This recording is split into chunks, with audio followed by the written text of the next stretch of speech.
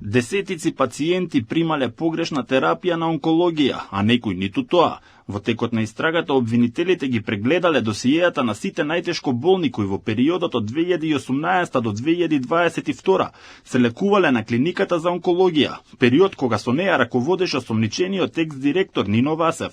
Според обвинителството од сите прегледани истории, 65 биле издвоени, испратени и анализирани од вешти лица во Словенија и Србија. Словенечките експерти потврдиле несоодветно лекување кај 29, а српските дополнителни 18.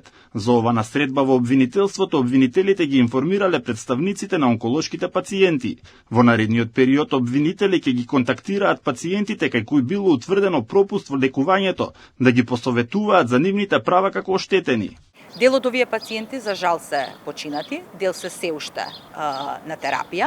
Од обвинителството ни информираа и ни ветија дека сите пациенти кои што се дел од овие истории ќе бидат исконтактирани или ќе бидат исконтактирани нивните семејства. Тој број се менувал во текот на годините, нели, станува збор за 5 години, меѓутоа сите пациенти кои што примале дел од таа терапија која што беше под истрага, апсолутно сите истории биле прегледани.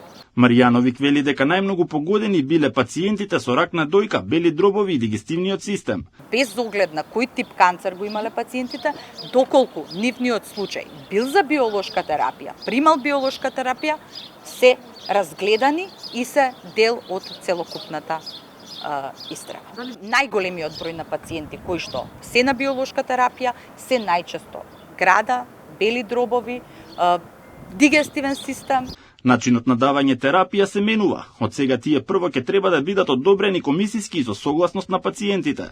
Минатата недела обвинителството поднесе 2 обвиненија за најголемиот скандал во македонското здравство, случајот онкологија. Обвинети се двајцата екс-директори Васев и Нухи и уште тројца онколози. Поранешните директори на клиниката завршија во куќен притвор.